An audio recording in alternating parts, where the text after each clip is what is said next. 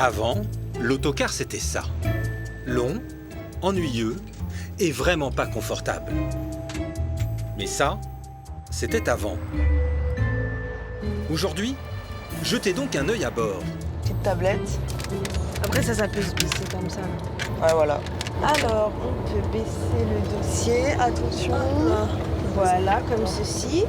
On peut aussi le bouger comme ceci, sur le côté. Et on... Avec de la place pour les jambes. Près de 35 cm. Ici, là, il y a une prise. On l'appelle. C'est confortable. Oui. Vous attendiez un tel confort? Bah oui, quand même pour des longs trajets, ouais, je m'attendais quand même un peu. Mais là, oui, c'est bien. En plus, il y a la Wi-Fi, tout ça. Internet à volonté. Avouez que vous ne vous y attendiez pas. L'autocar va à son train de sénateur. Il part, il s'évertue, il se hâte avec lenteur. Mais aujourd'hui, comme dit La Fontaine, il pourrait crier « Avais-je pas raison ?»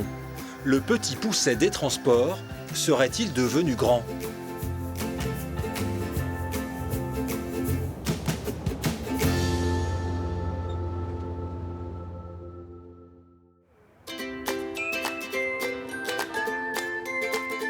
À Lyon, quelques jours plus tôt, nous retrouvons Charlotte avec son amie Charlène. Elle est en plein préparatif. T'as pris combien de t-shirts toi? Moi j'ai pris 3 t-shirts, 2 pantalons, Ouais. un pull et au cas où une veste que j'aurai sur moi s'il fait trop froid. Ça rentre. Elle se prépare pour un week-end prolongé à Amsterdam. Franchement, ouais, j'aimerais bien voyager, faire le tour du monde. Franchement, il y a tellement de pays à visiter, à découvrir. Ouais. Je suis déjà partie dans 5 pays différents. Hein. Moi, je me suis tatoué les 5 coordonnées géographiques des 5 pays. Voilà.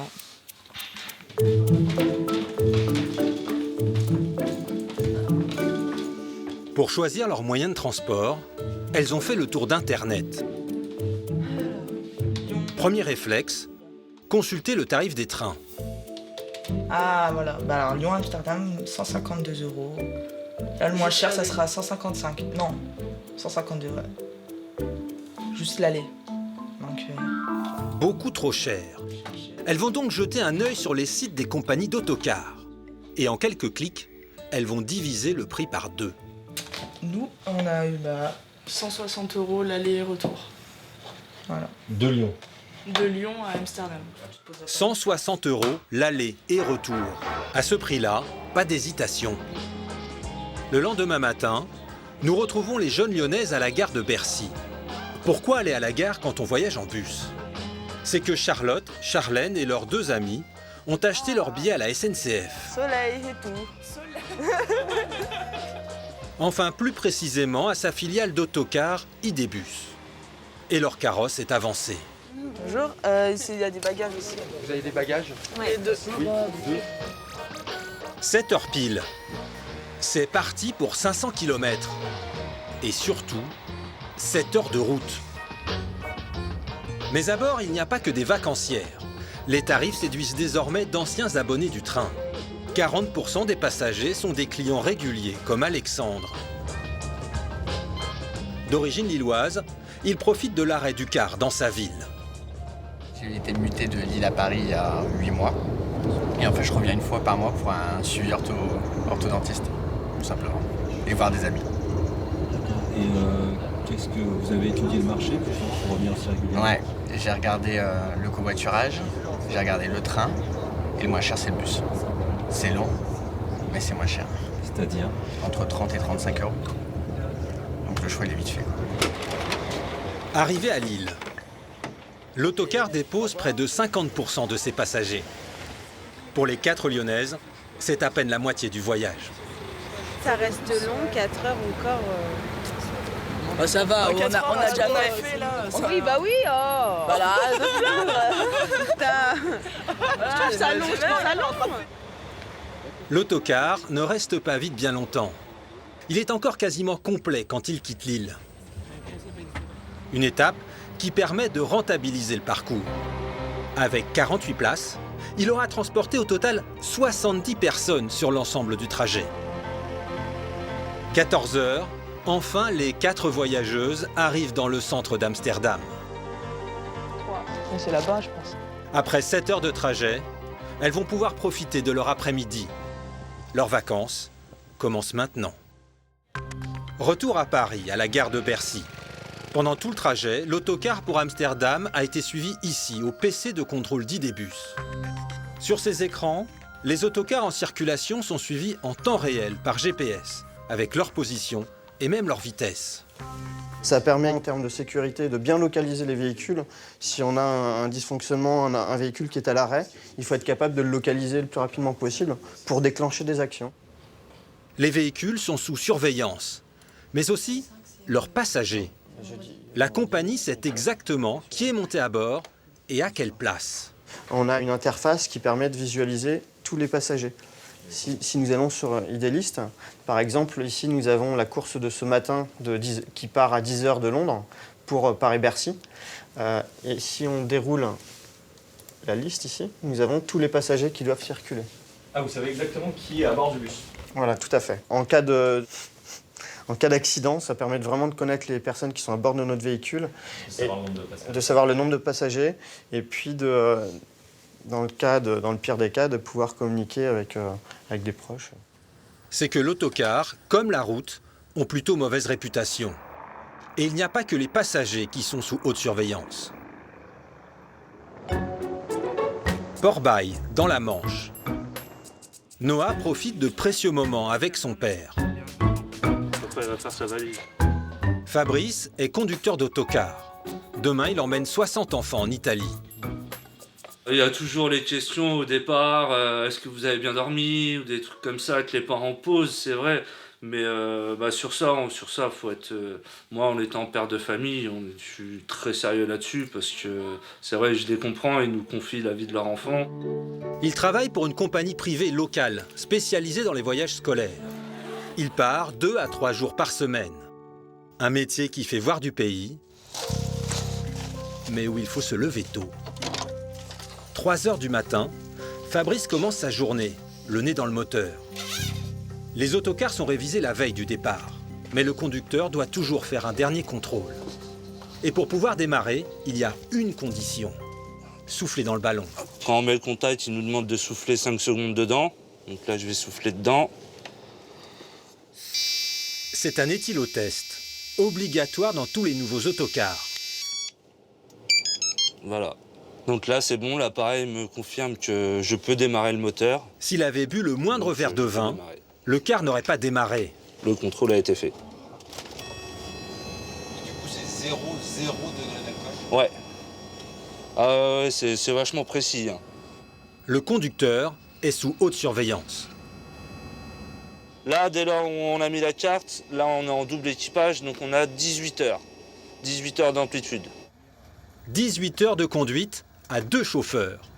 Sur ce trajet, Fabrice fait équipe avec Jean-François.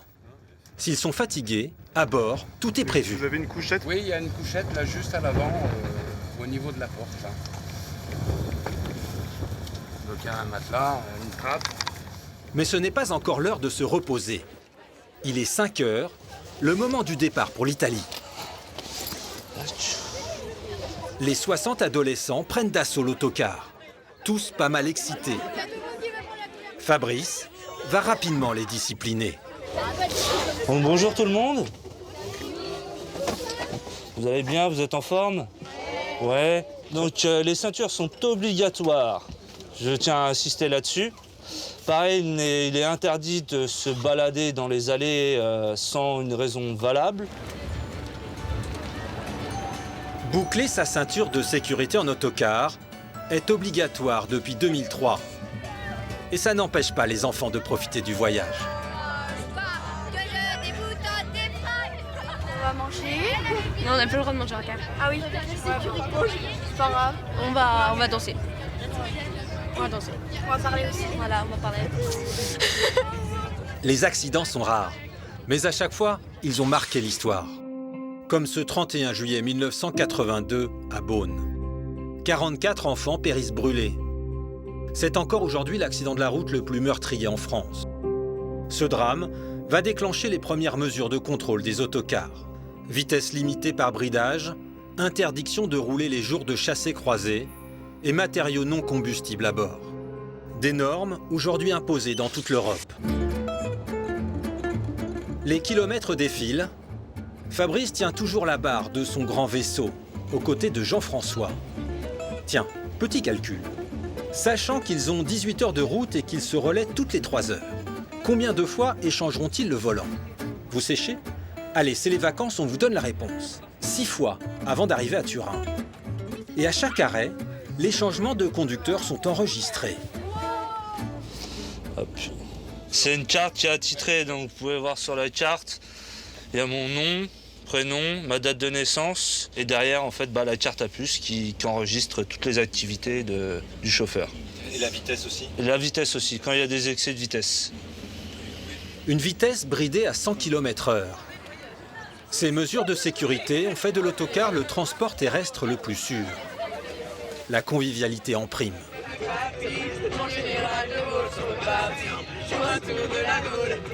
Si le nombre d'accidents a baissé, les constructeurs ont également fait des efforts pour rendre leurs engins plus fiables.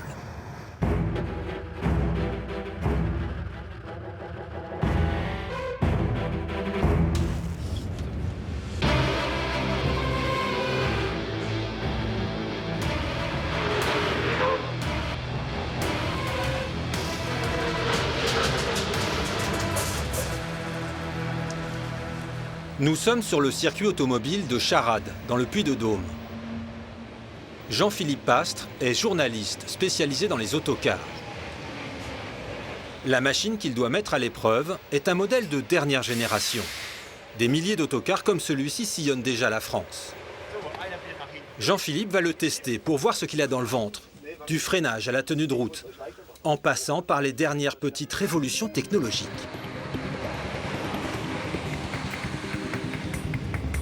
Première démonstration, avec un régulateur de vitesse évolutif.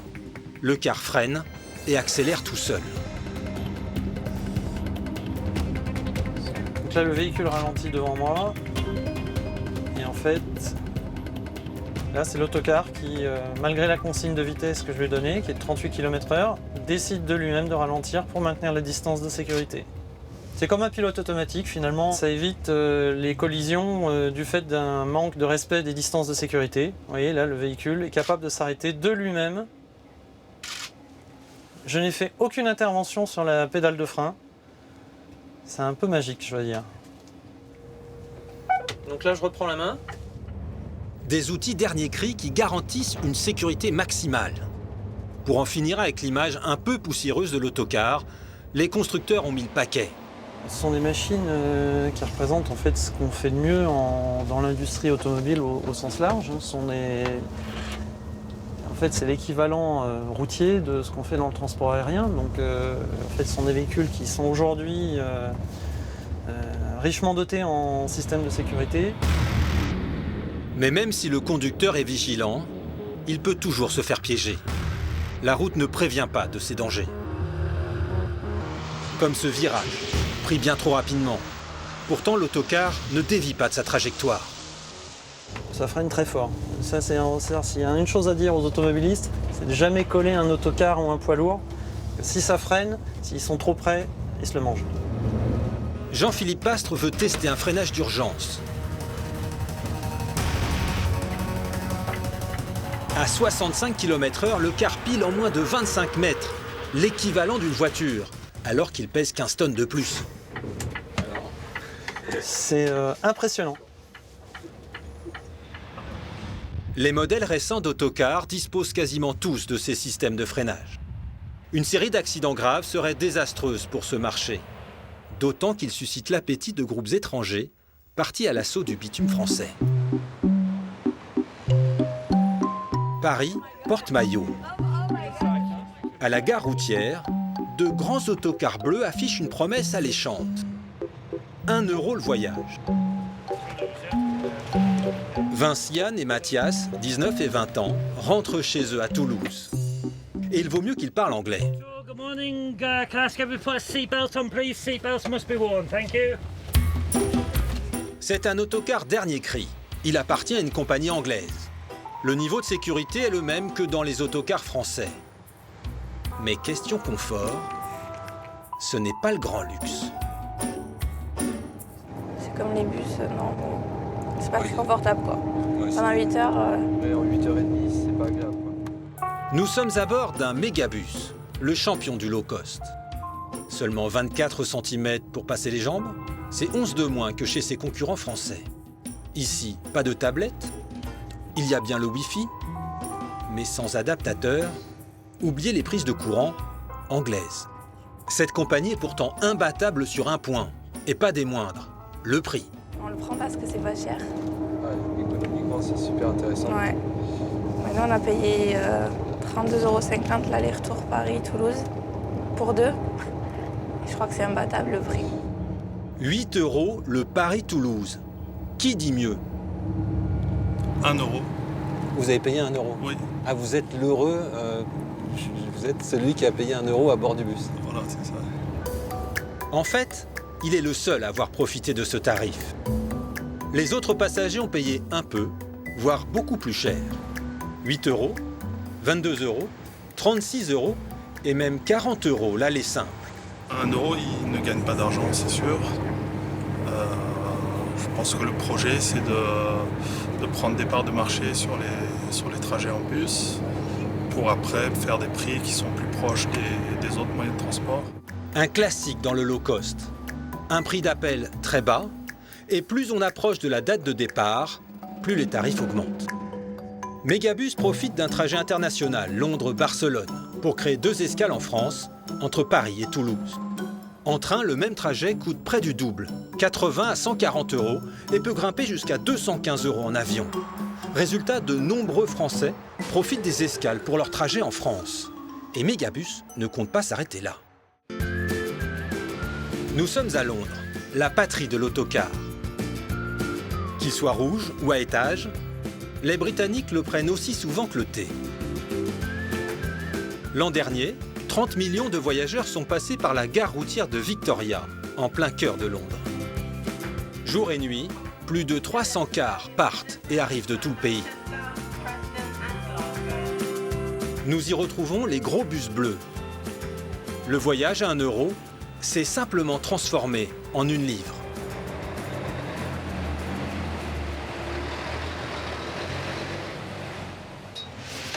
Mark Atkinson est le chef de gare pour la compagnie.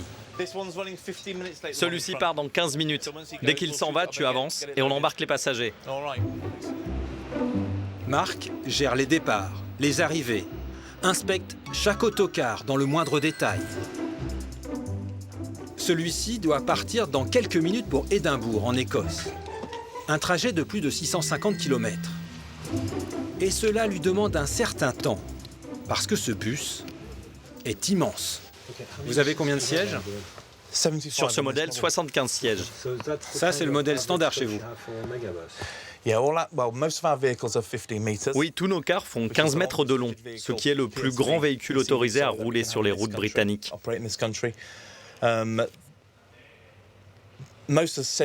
La plupart ont 65 sièges, celui-ci en a 75. On essaie de mettre le plus de sièges possible pour garder les prix bas et avoir le plus de passagers possible. 75 sièges. C'est 27 passagers de plus que dans les autocars français. Chaque voyage est donc mieux rentabilisé. Dans le low cost, il faut être sur tous les fronts. Mark joue aussi les contrôleurs. Et l'embarquement ne doit pas traîner. Un autocar à l'arrêt est un autocar qui perd de l'argent. Il ne s'arrête pas plus d'1 heure. Quand il arrive, les passagers descendent, les bagages sont retirés, puis les nettoyés, on fait le plein, les toilettes sont vidées, nettoyées. Le car est tout propre et il retourne sur la route pour à nouveau 12 heures de service. On fait tout pour ne pas perdre de temps parce qu'on est là pour gagner de l'argent et c'est comme ça qu'on est low cost. Un système calqué sur celui des compagnies aériennes low cost. Chaque année, Mégabus ouvre une quinzaine de lignes supplémentaires. La société a même mis en circulation un nouveau modèle de car qui ne sort qu'à la nuit tombée.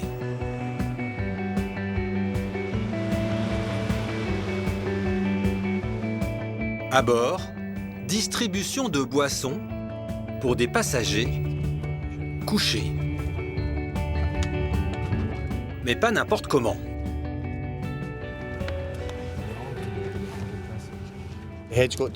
La tête doit être vers l'arrière du car et les pieds vers l'avant. C'est une question de sécurité. S'il y a un choc, c'est mieux que cela ne soit pas la tête d'abord. Par contre, il n'y a pas de ceinture de sécurité? Si, il y en a. Les voici. D'ailleurs, monsieur, vous devez la mettre. À bord, 35 couchettes sur 2 étages. Il n'existe que 3 lignes comme celle-ci, entre Londres et l'Écosse. J'ai déjà voyagé de nuit, mais c'était des sièges. Et c'était vraiment très inconfortable. C'était dur de dormir. Là, cette fois, on s'est dit qu'on allait prendre des couchettes pour que ce soit plus confortable. C'est comme un bus de luxe. Vous avez de la nourriture, de l'eau, un lit. C'est vraiment agréable. Le grand navire s'enfonce dans l'obscurité pour un voyage de 8 heures. Les passagers envoient leur dernier message avant de sombrer.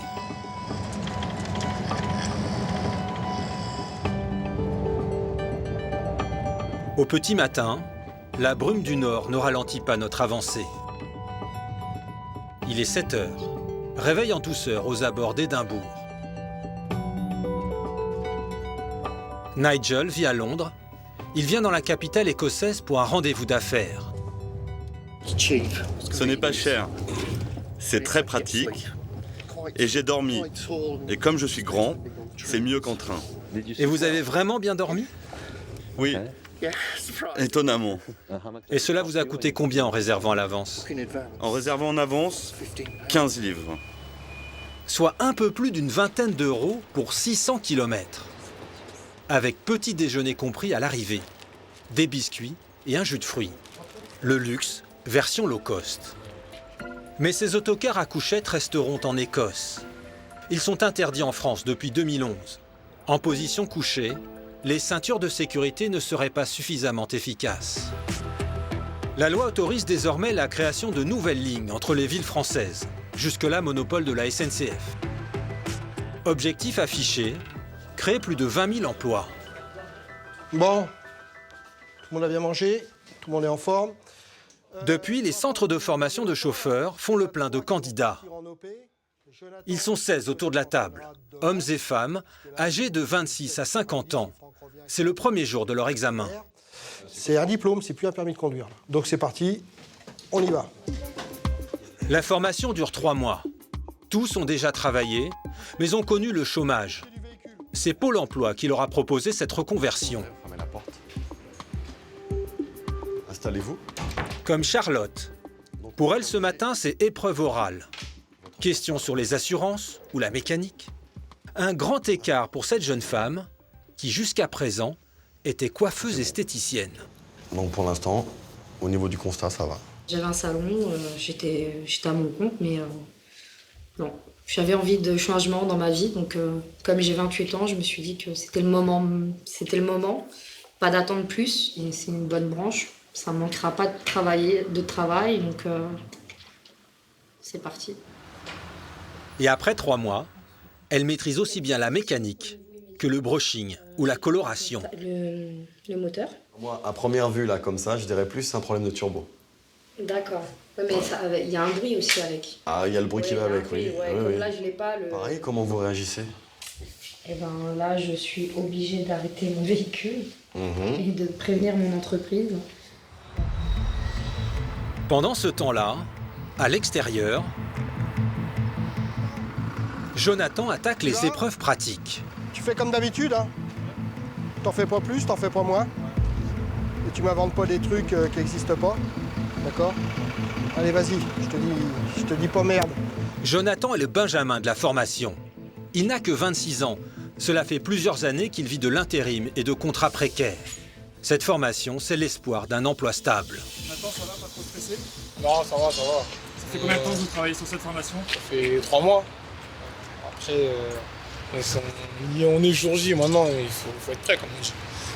Pas de pression particulière, si on connaît, on sait ce qu'on fait.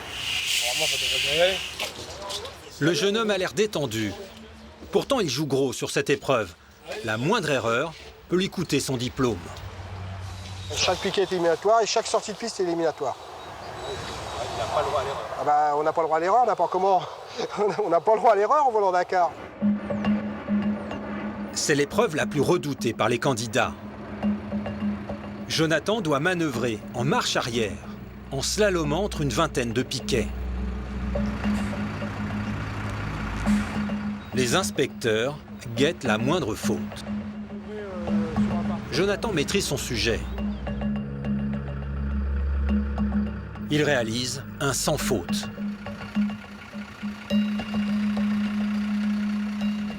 C'est bien passé? Ok. Normalement, c'est normalement. Ils vous ont dit quoi? Ils n'ont rien dit. Hein. Ils n'auront les résultats que vendredi. Hein. Ah oui, puisque c'est un ensemble d'épreuves. Donc c'est un titre professionnel. Quand vous passez le bac, vous n'avez pas les résultats des épreuves une par une. Hein. Chaque année, plus de 4500 conducteurs sortent de ces centres de formation. Avec l'ouverture des lignes d'autocars, ils sont quasiment tous sûrs de trouver du travail dans les semaines qui suivent. Plus d'autocars sur les routes, cela veut-il dire un air de moins en moins respirable? Un autocar consomme autant de carburant que 4 voitures en moyenne, mais il transporte autant de passagers qu'une vingtaine de voitures. Alors, avantage ou inconvénient? La mairie de Paris, elle, a tranché. Elle est partie en chasse contre ces éléphants de la circulation. Et la Tour Eiffel est l'endroit parfait pour se mettre à l'affût. Ce matin, contrôle anti-pollution. Cet autocar anglais respecte-t-il les normes de pollution? C'est l'un des plus anciens sur le parking. Il date de 2001. Il est dans la norme, il a le droit de rouler, mais il dégage plus de particules. Donc il pollue un peu, mais il c'est pollue acceptable. un peu, mais c'est acceptable. Oh Great Champion. Thank you, guys. Merci les gars. Vous aviez un peu peur? On a toujours une petite crainte. Il peut toujours y avoir quelque chose qui ne va pas. Voilà, maintenant au moins je sais. Merci. S'il avait dépassé les seuils, le chauffeur aurait dû payer une amende de 135 €. Nouveau contrôle.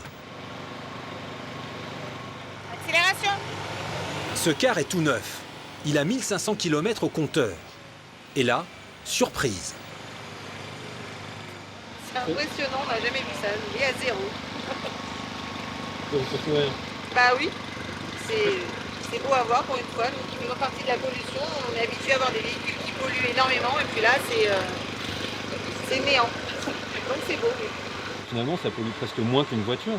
Proportionnellement, oui, un bus ça pollue moins qu'une voiture. Forcément, si on met 40 personnes à l'intérieur, ça pollue. Le premier bus qu'on a contrôlé, il pollue autant qu'un véhicule de 5 ans, on va dire. Proportionnellement, un bus pollue moins qu'un véhicule Même qui a quelques années. Vous comprenez pas?